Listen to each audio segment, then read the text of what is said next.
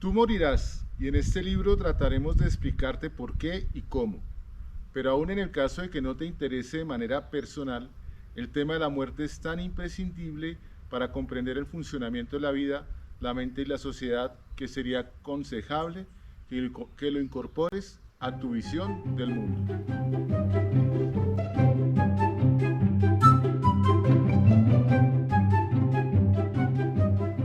Hola a todos, ¿cómo están? Bienvenidos a Leer la Biología, el canal que hemos abierto para que entre todos hablemos de libros de literatura en torno a las ciencias naturales, a la biología en general y a los temas que nos interesan para ir ampliando nuestro conocimiento de las ciencias naturales. Hoy los invito a que conozcamos este libro. Se llama La muerte y sus ventajas, de Marcelino Cereijido y Fanny Blanch Cereijido. Ellos son científicos médicos argentinos nacionalizados en México y pues han propuesto un ensayo sobre la muerte y sus ventajas desde una perspectiva eminentemente biológica.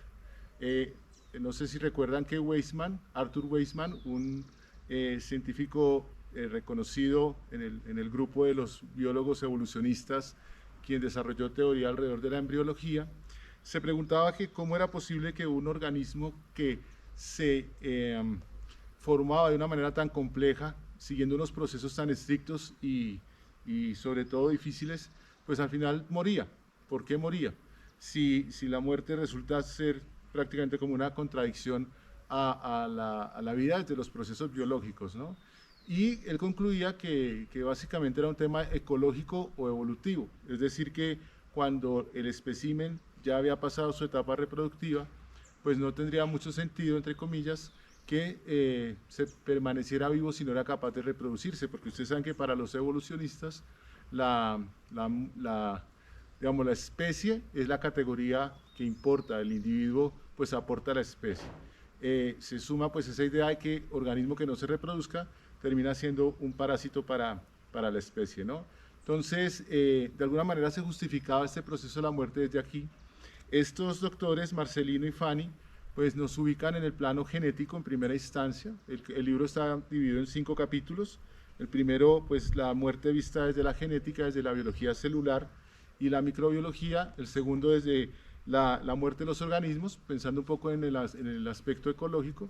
Y ya vienen 3 aspectos que son la muerte de los seres humanos, la psicología del envejecimiento y el papel de la muerte, en el cual no vamos a profundizar, porque ya se es una referencia más hacia la relación del humano, no como Homo sapiens, sino como humano, frente a la muerte. Entonces, en ese primer capítulo, los autores nos meten dentro de la célula y nos muestran un proceso que se llama apoptosis. La apoptosis es la programación para el suicidio celular.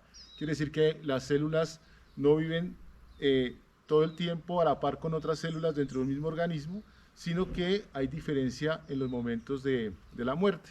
Y esto se debe a una programación genética ubicada en unos genes llamados killer genes o genes asesinos, quienes se activan en ciertos momentos y desarrollan procesos que llevan a la muerte celular.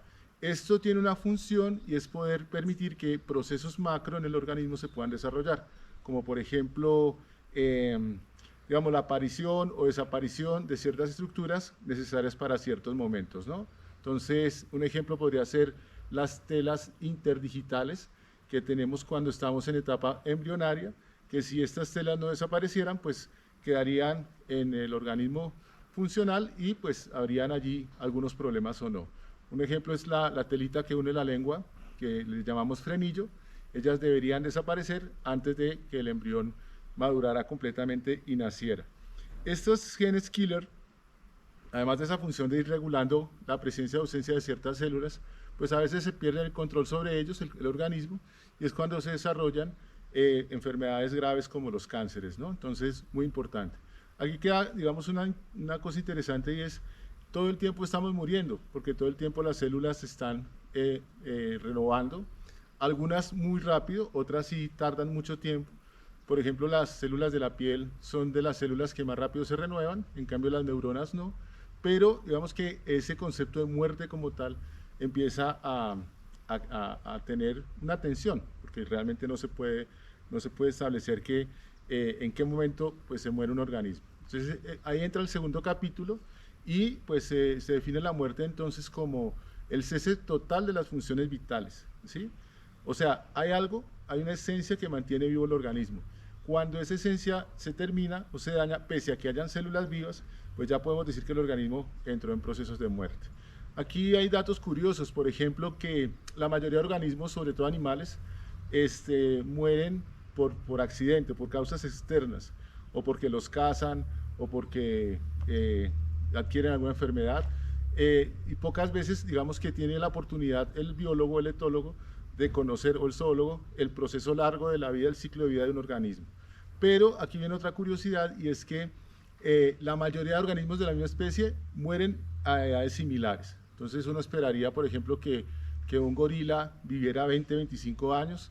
No se conocen casos de gorilas de 70, 80 años, no. Digamos que ahí está una tendencia hacia un periodo de vida definido por lo genético también. Un árbol puede vivir entre 15 años, los de longevidad corta, hasta miles de años, como las secuoyas que tienen hasta 5.000 años, pero una garantía es que en algún momento morirá. Las causas de la muerte de los organismos pueden ser externas, como ya dije, o internas, que están ligadas pues, a su temporalidad genética.